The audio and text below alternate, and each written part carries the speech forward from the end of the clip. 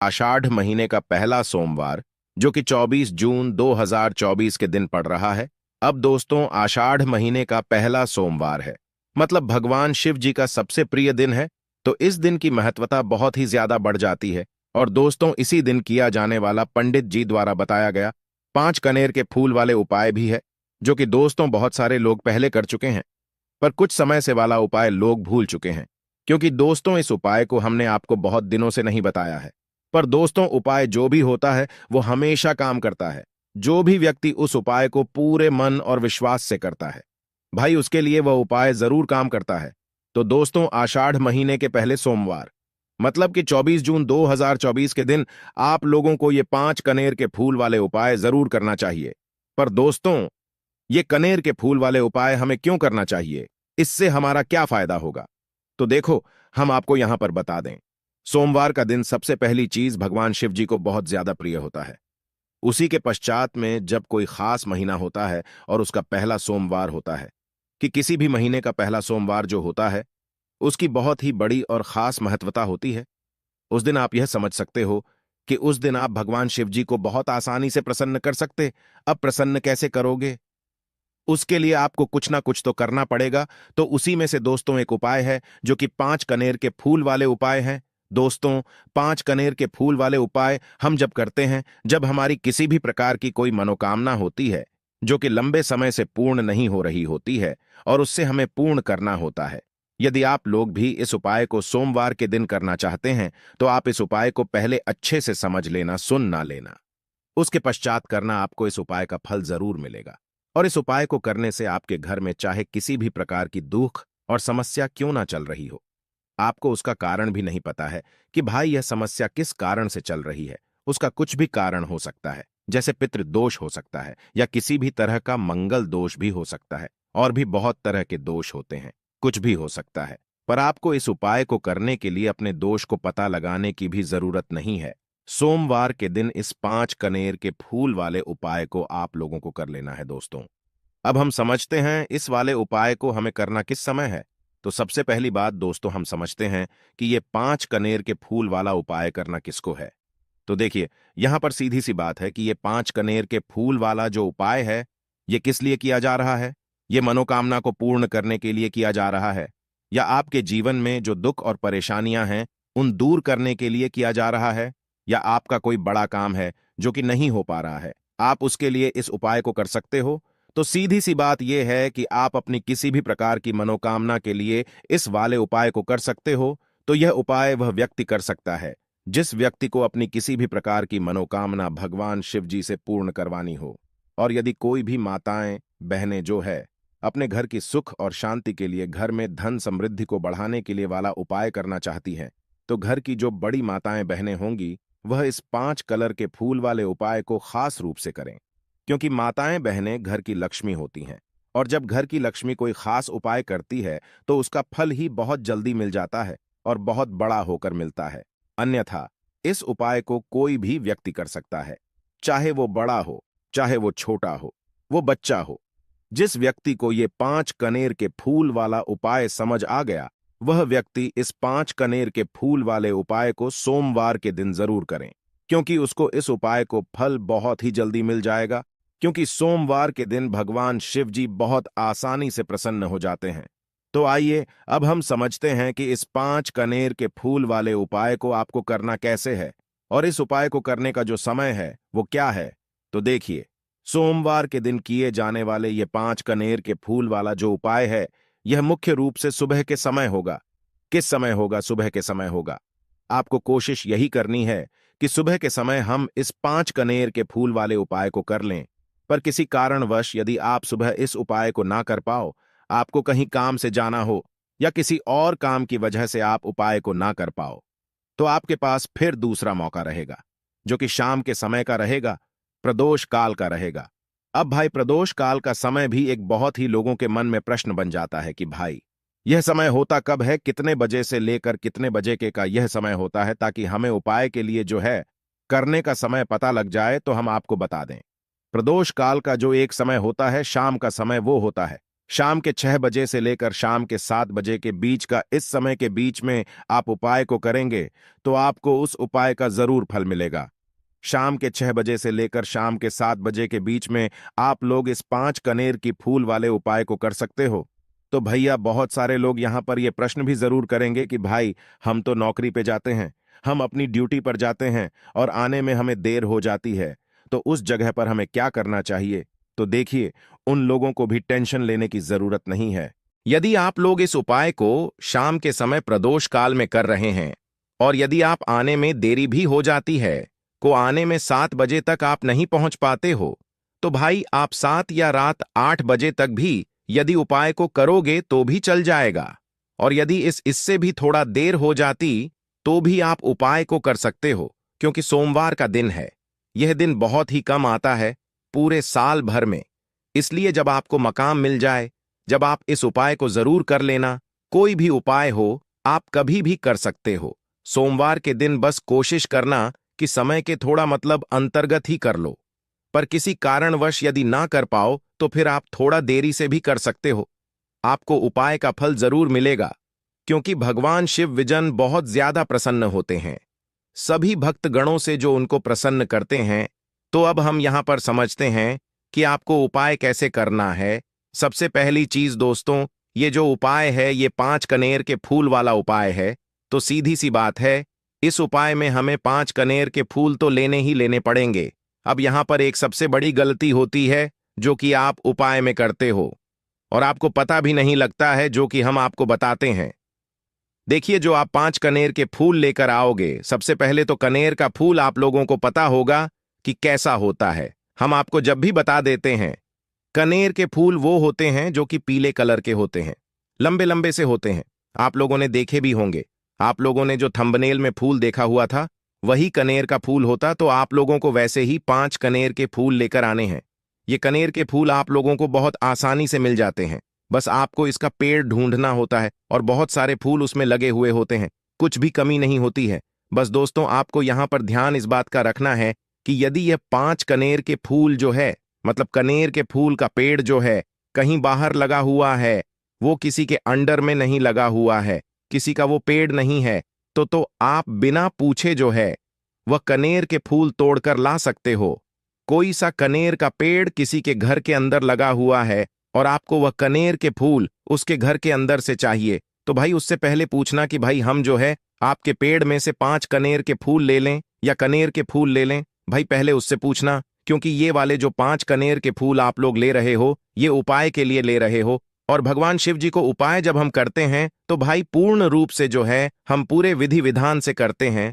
तो इसलिए आप किसी के घर में के अंदर जो पेड़ लगा हुआ है कनेर का, उस पेड़ से यदि ये फूल ले रहे हो तो भाई पहले उस घर के मुखिया से पूछ लेना कि हम आपके पेड़ से कनेर के फूल ले लें।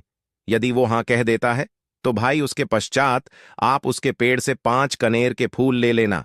यदि कोई कनेर का पेड़ जो है ऐसे ही बाहर लगा हुआ है, खुले में लगा हुआ है, उस पर किसी का भी कब्जा नहीं है, तो वह आप जो है बिना पूछे भी उस पेड़ में से तोड़ सकते हो। पर किसी के घर के अंदर लगा हुआ तो वह उससे सकर ही 5 कनेर के फूल उसके पेड़ में से लेना। अब आपके पास 5 कनेर के फूल भी आ चुके हैं। अब दोस्तों, कनेर के फूल के साथ में क्या हमें सीधा उपाय करना है या कुछ सामग्री भी लेकर जाना है? तो देखो, कोई भी उपाय जब हम करते हैं तो सीधा हम उपाय जाकर नहीं करते हैं, उससे पहले हम भगवान शिव जी की पूजन अर्चना भी करते हैं। तो देखो, यदि यह उपाय आप सुबह के समय कर रहे हो, प्रातः काल कर रहे हो, आप लोगों को अपने साथ में कम से कम 1 लोटा जल तो जरूर लेकर जाना ही जाना है। सोमवार का दिन रहेगा, वैसे ही माताएं बहनें अपनी पूजन सामग्री लेकर जाएंगी, तो उन लोगों के लिए कोई दिक्कत नहीं है जो प्रतिदिन शिव जी के मंदिर जाते हैं या सोमवार के दिन अपनी पूरी पूजन सामग्री लेकर जाएंगे।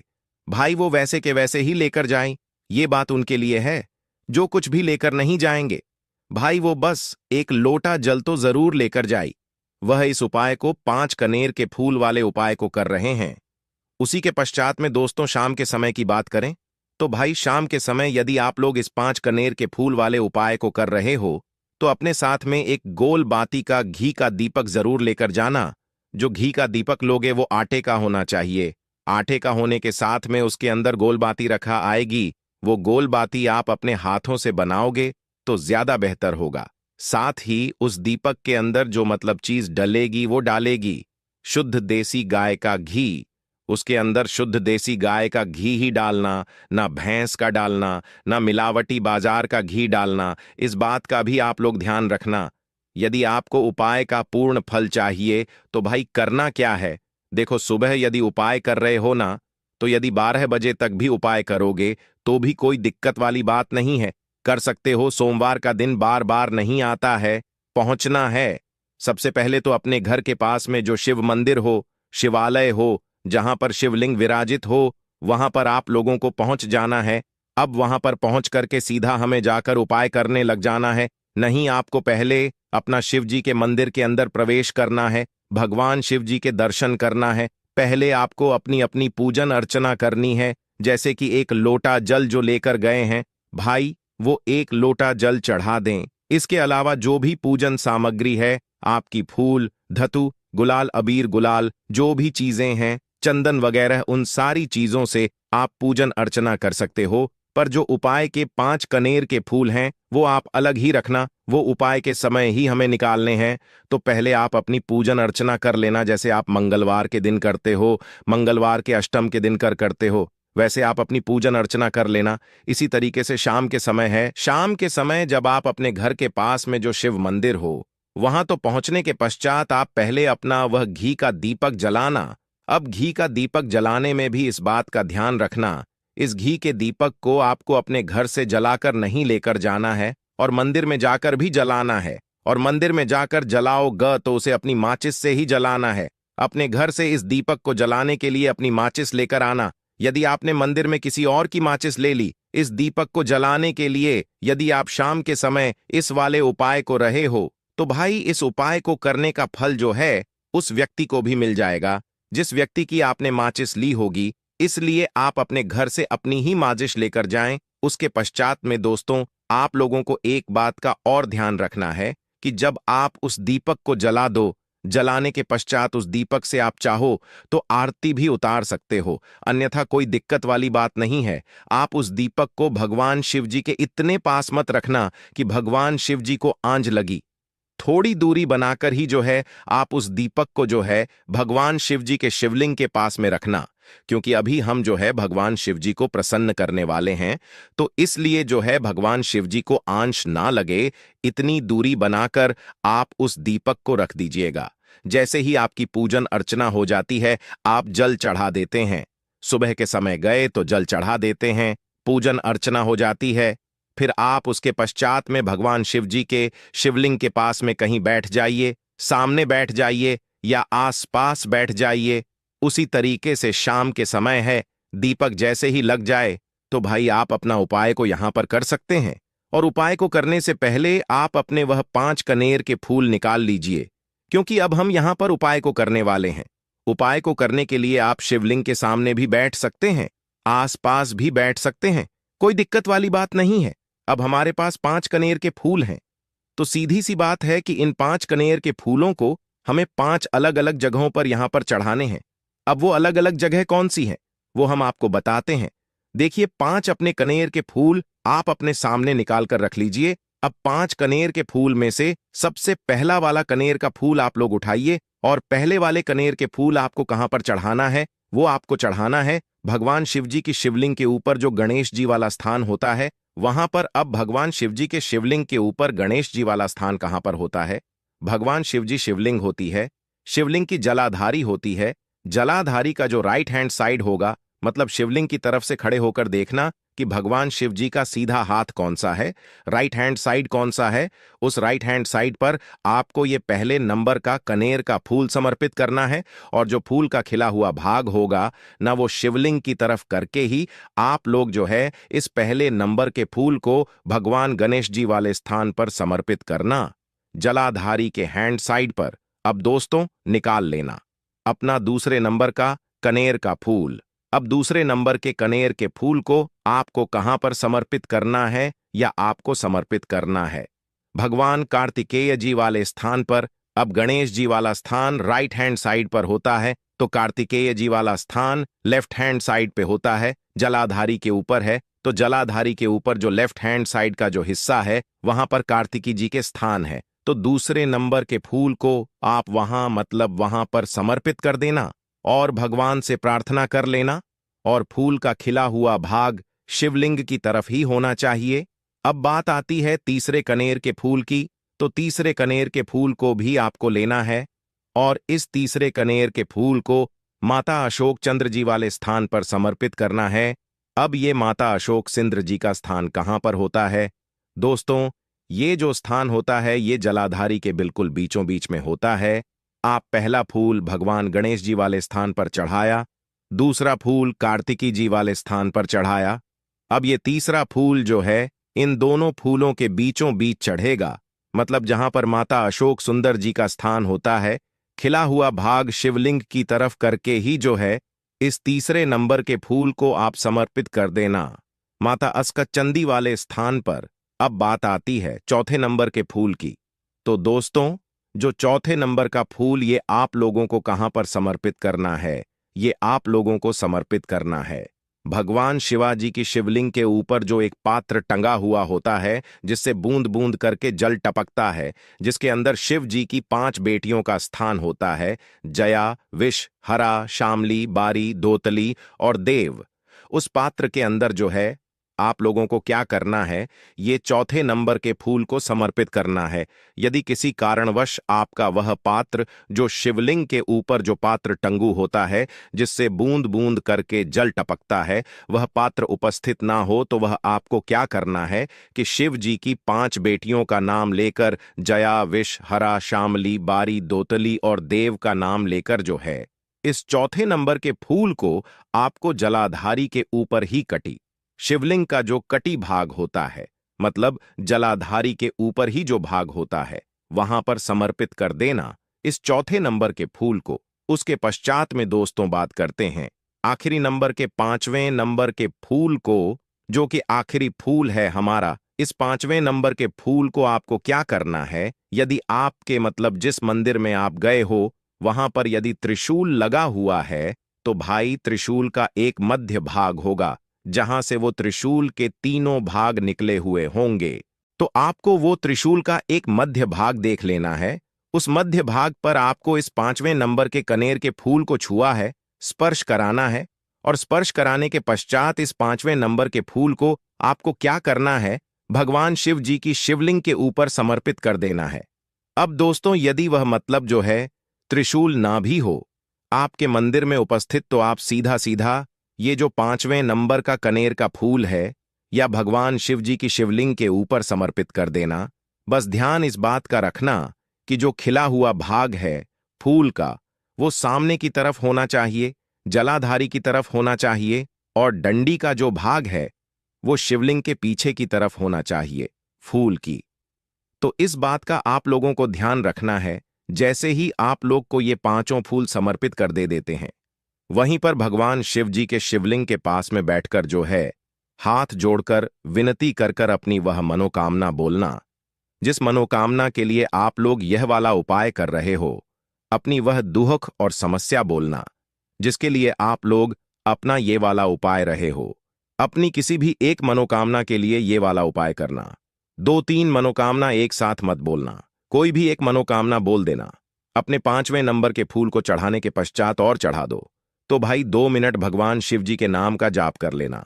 उसके साथ में दोस्तों आपका ये उपाय यहां पर पूर्ण हो जाता है और आप अब भगवान शिव जी के दर्शन करके उनको धोख देकर अपने घर पर वापस जा सकते हो। इसी के साथ में दोस्तों इसको करने से आपको बहुत ही बड़ा फल मिलेगा। आपकी मनोकामना बहुत ही जल्दी पूर्ण होगी। धन्यवाद। ऐसे ही जानकारी के लिए छाया जैन चैनल को सब्सक्राइब करें और अगर आपको यह वीडियो अच्छी लगी हो तो एक लाइक अवश्य करें और कमेंट में ओम नमः शिवाय अवश्य लिखें। धन्यवाद। धन्यवाद। आपको यह उपाय करके बहुत अच्छे अच्छे संकेत मिलेंगे और अगर आप यह उपाय अवश्य करेंगे तो आप कुछ दिनों में ही माला माल बन जाएंगे और आपको अच्छे अच्छे संकेत मिलेंगे। अगर आपको यह वीडियो अच्छी लगी हो तो एक लाइक अवश्य कर दे। धन्यवाद वीडियो के अंत तक बने रहने के लिए। और हाँ, अपनी राशि अवश्य कमेंट में डाल दें। अगर हमको कोई उपाय मिलेगा तो हम आपको कमेंट के माध्यम से रिप्लाई ज़रूर कर देंगे। धन्यवाद बहुत बहुत।